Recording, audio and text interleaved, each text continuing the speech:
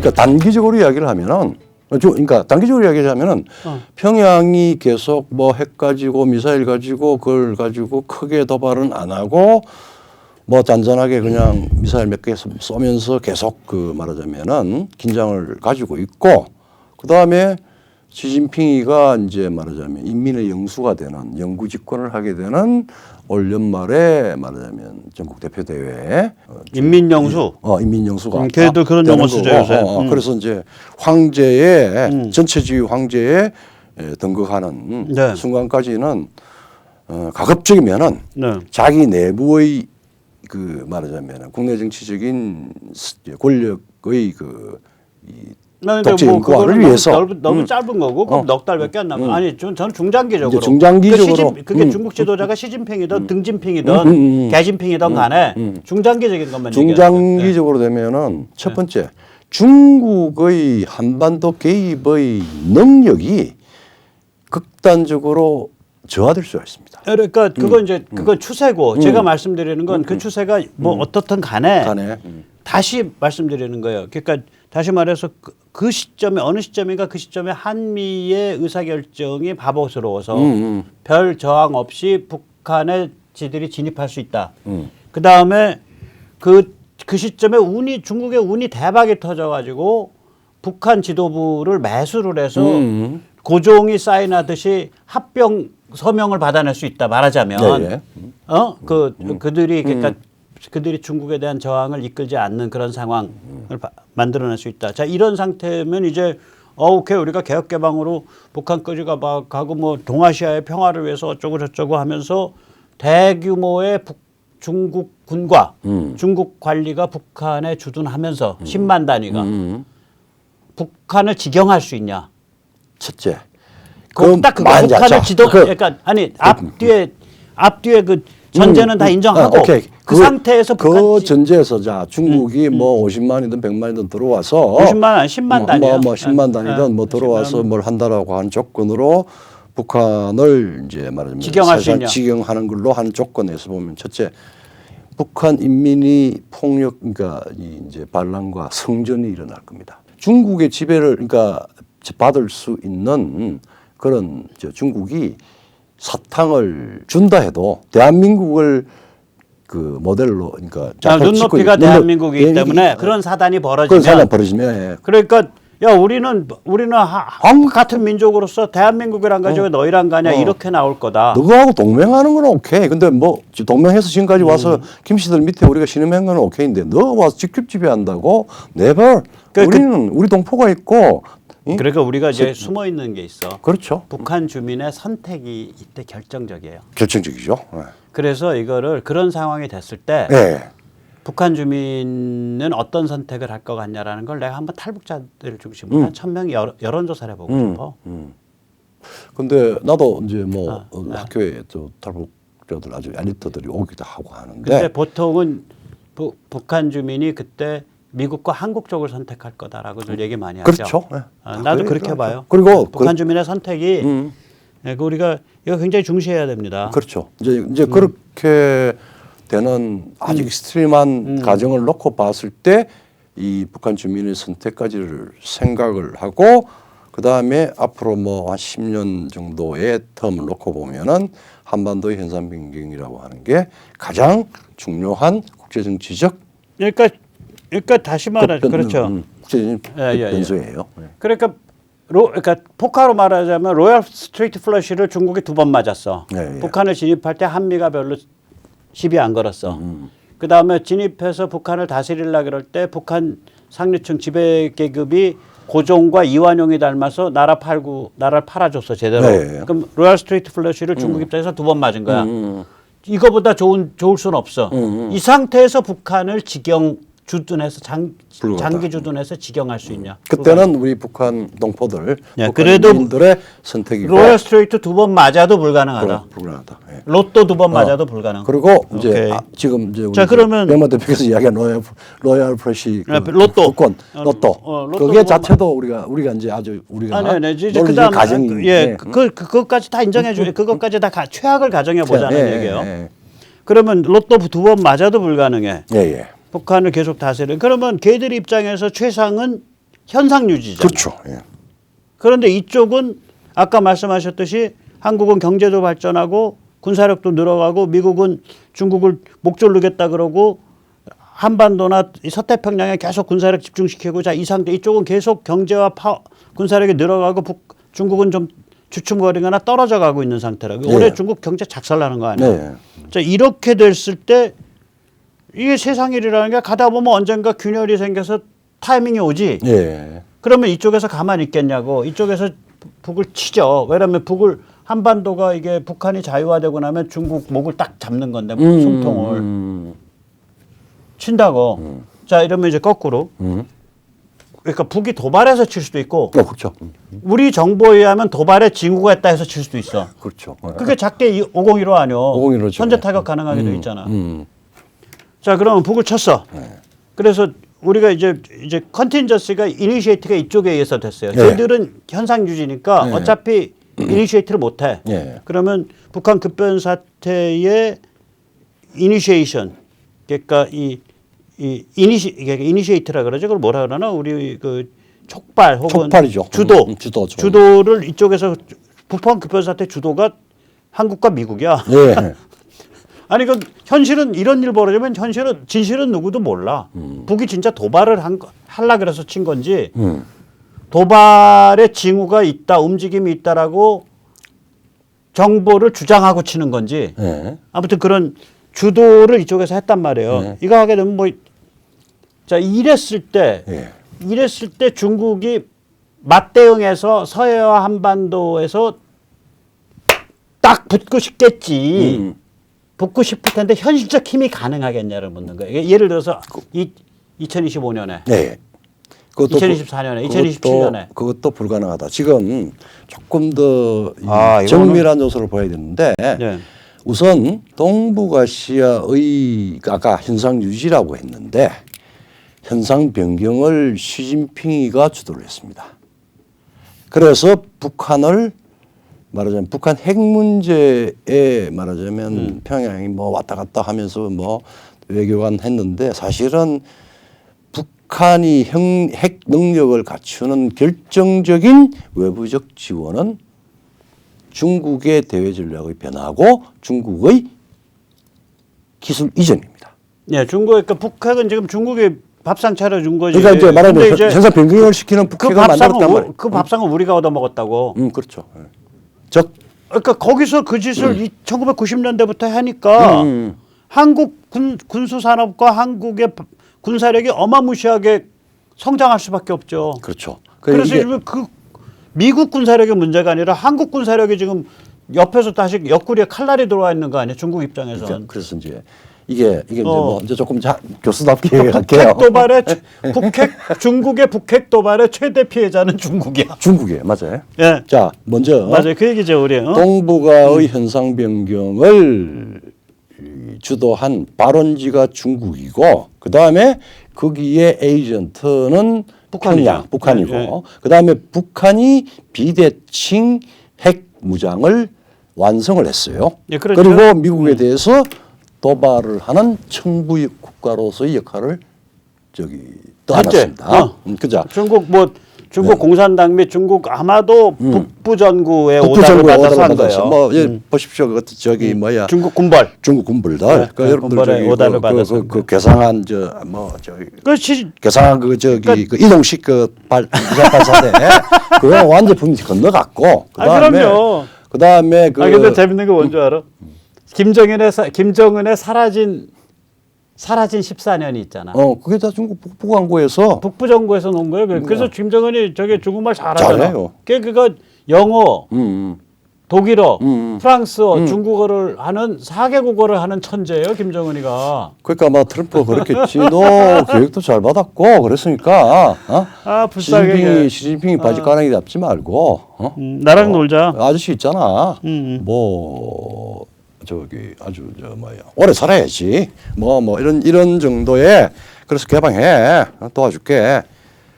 중국에서 떨어져 나와 그런 사인을 줬다고 거의 확신을 합니다. 어쨌든 그리고 두 번째 문제는 뭐냐면은 이게 핵 무장의 국제 정치로 보면은 지금 5개 국가 핵력을 가지겠다고 정치적 카드로 쓸 때는 그 카드가 의미가 좀 있어요. 근데 5개 2차 세계대전 전성국과 그 다음에 그 가운데 이제 이 제3세계를 대표하는 인도가 구소련으로부터 핵력을 전수받아고 했고 거기에 대해서 파키스탄이 해서 소위 서남아시아의 핵균형을 한 걸 기정사실화돼서 지금 움직이고 있고 그다음 뭐 이스라엘은 NCND인데 그 이외에 동북아에서는 냉전의 혹은 네. 뭐 체제 문제 그다음에 뭐 또 경제 문제 뭐 모든 게 다 걸려 있는 말하자면은 20세기 중반 이후로 세계사의 말하자면 가장 치열한 대결의 장에 평양이 현상 변경을 하는 핵을 가졌다. 그러니까 중국의 지금 정신병이 예. 일로일 때나 네. 그다음에 북한의 핵력 지원. 중화 패권, 중화 제국 뭐 당나라 당제국의 환생 뭐 여기 정도가 아니라 예. 그 이미 그 이전에 북핵 무장부터 이게 무시무시한 그러니까 말도 안 되는 정신병인 거예요. 그렇죠. 예. 그래가지고 그 정신병의 최대 수혜자는 한국이 돼버린 거야. 이제 그 이야기를 조금 너무 또 비하게 되는 게 내 사이를 설명을 해주면은 그 이야기입니다. 네.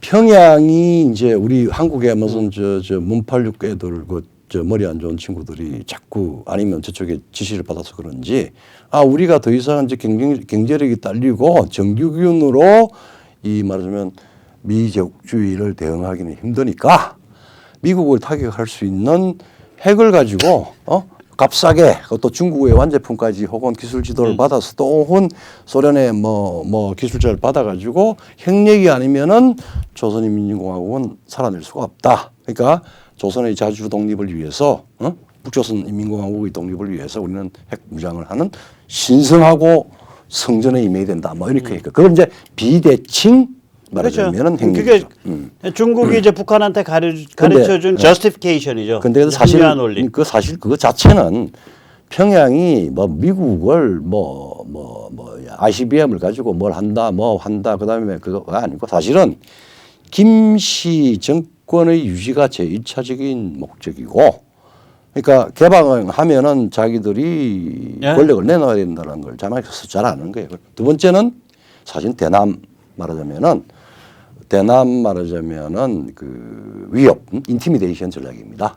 한국에. 뭐 그건 이제 다 끝난 거고. 근데 그래서 우리 쪽에서는 할 수 있는 거는 우리의 산업력, 기술력 등등 해서 핵에 대해서 우리도 비대칭적으로 통상 무기를 아주 첨단화시켜서 저쪽에 강압할 수 있는 군사 전략과 그다음에 방위산업 등 기술들 그러니까 민수와 군수를 혼합시켜서 굉장히 강한 군대를 만들어내요. 지구상에서 그러니까 군사 기술과 군수 산업을 첨단으로 만들어냈죠. 그 이제 KF-21 요번에 이제 이번 주 내주 아니면 빠르면 내주 아니면 이제 그 다음 주에 뜨는데 저 장난 아닌 비행기거든요.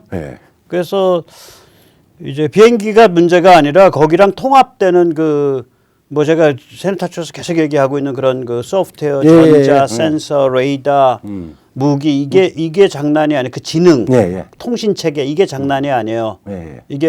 이게 말하자면 하나의 작은 미군 체제야. 그렇죠. 미군만큼 독립성을 가진 그런 거에 상징물이 되는 건데 그 연결점 그게 이제 이걸 매개로 해서 그게 형성돼 가고 있는 과정이거든요. 이걸 핵으로 삼아서 KF-21 프로젝트를 그래서 이제 이 정도 되면 이제 조금 있으면 SMR 나오고 그러면 이제 뭐 핵잠수함 만들어 가지고 한 6, 7년 있으면 그러니까 나는 2030년 전에 2030년 이짝저짝으로 해서 핵잠 한두 대 혹은 두세 대가 서해를 슬슬 기어다니고 있을 것 같아. 그렇죠. 근데 핵잠은 한번 기어 들어가면 3, 4개월 안 나오잖아. 그러니까 지금 그리고 우리나라 소나가 그거 아세요? 지상은 레이더잖아. 대기권은. 그렇죠. 그럼 물속에서는 레이더가 안 통하잖아. 전자파가 안 되니까. 물속의 레이더가 소나예요.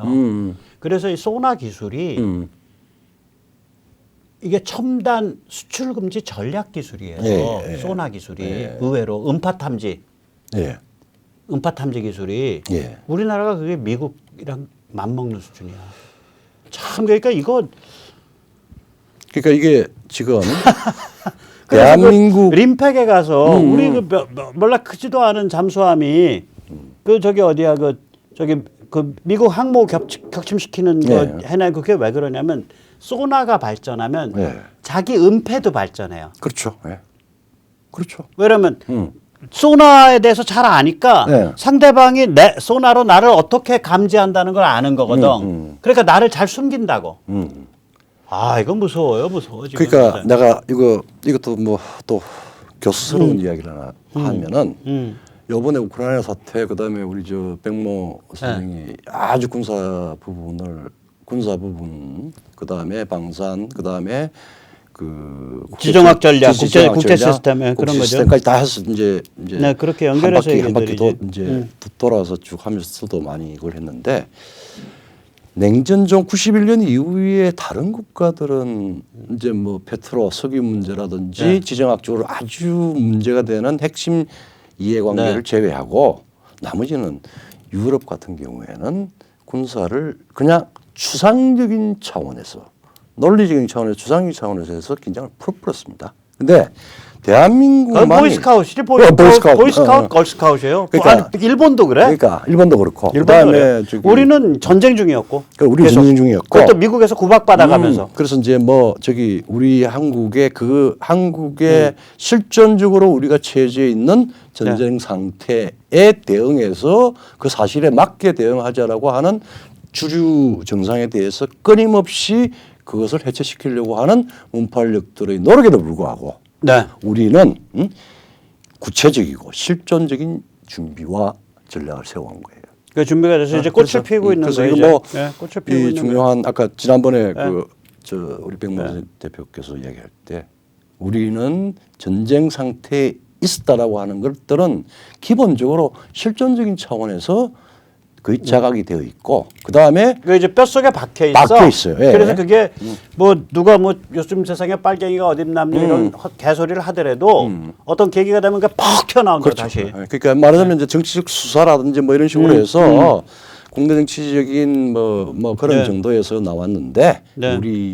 우리의 행동, 우리의 그 생각에는 네, 네. 전쟁 상태에서 구체적이고 실존적인 위협에 대한 준비라고 하는 거는 이거는 하나도 결의할 수 없는 거고 네. 그다음에 굉장히 네트워크를 이루어서 지능적으로 대응을 해야 된다. 네. 왜? 평양은 핵을 가지고 있고 네. 옆에 중국이 지원하고 있다. 이런 네. 상황이고 그다음에 미국이 아무리 뭐 한다고 그러더라도 이 국제 레짐이다 뭐다 해가지고 그거 하니까 우리 스스로 하고 네. 그러면은 우리가 준비할 수 있는 역강압 평양이 핵을 가지고 우리를 비대칭적으로 강압하는데 아니 그 베이징이 네, 베이징. 이제부터는 주체를 베이징으로 봐야 돼요. 자, 그럴 네. 때 평양을 포함해서 베이징까지 우리가 역으로 내가- 카운터 코에시브 역강압을 할 수 있는 부분은 첨단화라는 화두. 그렇죠. 그다음에 경제 튼튼히 하고 사회 건강히 하고 정신 무장하고 하고. 군사력 첨단화하고 그렇죠. 미국 설득시켜 가지고 그렇죠. 북한 급변 사태 딱 찬스 봐가지고 없으면 만들자. 그렇죠. 그래서 딴 데는 다 나사가 풀렸는데 우리는 없으면 만들자, 씨. 내부적으로 정치권과 뭐 특히 지식인, 언론, 제도권에서는 나사가 풀려 있는 것 같은데 한국의 개별 단위의 기업이나 방산이나 혹은 ADD 연구원들이나 다 아는 거야. 아는 거예요. 그 전부터 주적은 중국이라고 보고 있었어. 그쪽은. 내 ADD 사람들 요새 좀 접촉이 있거든요. 그러니까 출신들, 그러니까 나이 드신 분들 연락이 올 거 아니야. 그렇죠. 보면 네. 자기들은 옛날부터 주적을 중국으로 봤다 그러더라고. 그러니까 이미 이게 그러면은 선수들은 다 아는 거예요. 그 이유를 또 다시 한번 보면 이제 이럴 때 우리가 정신머리가 뭐 좀 나가가지고 왔다 갔다 한 부분도 많이 있잖아요. 네. 뭐 근데 이게 한국과 중국의 이 현대화 100년을 둘러보면은 중국은 뭐 작년에 네. 중국 공산당 창당 100주년 그걸 네. 했죠. 중국은 100년 동안 전체적으로 이 말하자면 폭정과 망상의 전체주의를 네. 벗어나지는 못했어요. 네.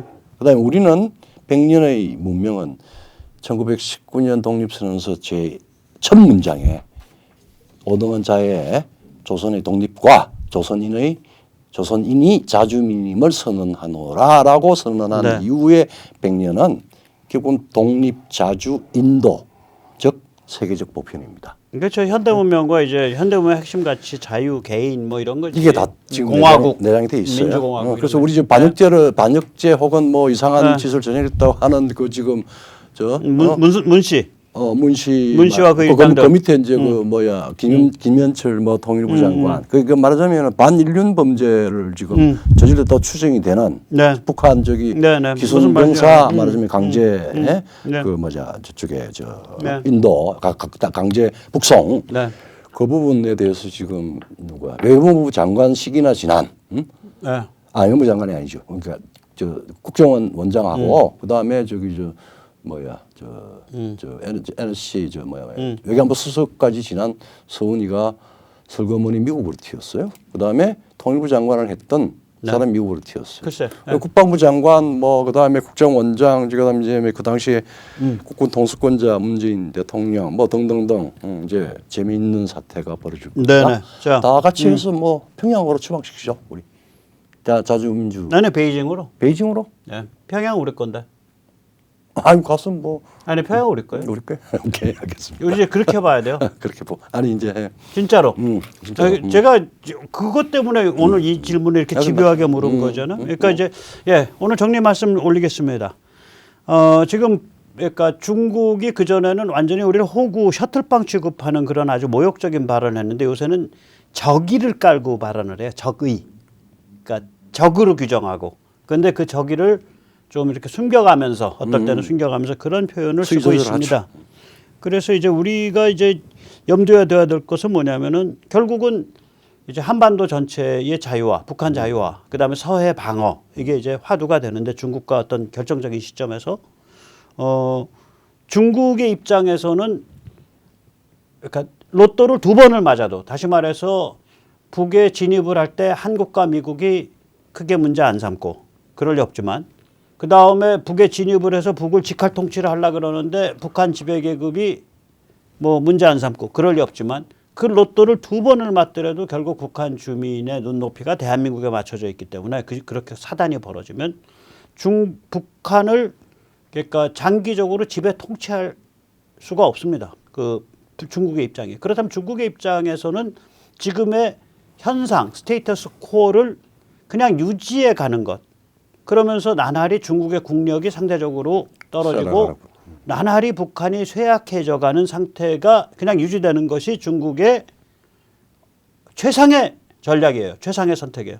그런데 그에 반해서 한미의 힘은 나날이 강해져 가고 있습니다. 따라서 극단적으로 말하면 없는 급변 사태라도 찬스 오면은 허점 보이면은 있다고 주장하고 들어가서 북을 자유화시킬 수 있는 그런 상태까지 간 거고 그때 북을 자유화시킨다고 했을 때 그 시점이 되면 그 찬스가 왔은 그 정도 상황이 무르익었을 때는 우리가 우리의 경제적, 사회적, 정신적, 군사적 힘을 계속 강화해가면 감히 중국이 우리한테 말하자면 한미에 대해서 북을 접수하러 갔을 때, 북을 자유화시키러 갔을 때 그렇게 대립하지 못할 그런 정도까지 갈 수 있다. 그것이 오늘. 제가 한마디만 할까요? 예. 짧게. 한국은 지금까지 냉전의 전초국가였는데 지금은 자유의 발진국가입니다. 네. 네, 그렇게 예. 우리가 생각을 하고 준비를 하죠. 한국전쟁, 분단과 한국전쟁이 냉전의 신호탄이었다면 신호탄이고 냉전 체제의 그걸 굳힌 계기였다면은 북한의 자유화가 냉전 체제를 종식시키는 계기가 될 겁니다. 예. 궁극적으로. 신냉전 포함해서. 포함해서. 예, 오늘 여기까지 모시겠습니다. 감사합니다. 네, 고맙습니다.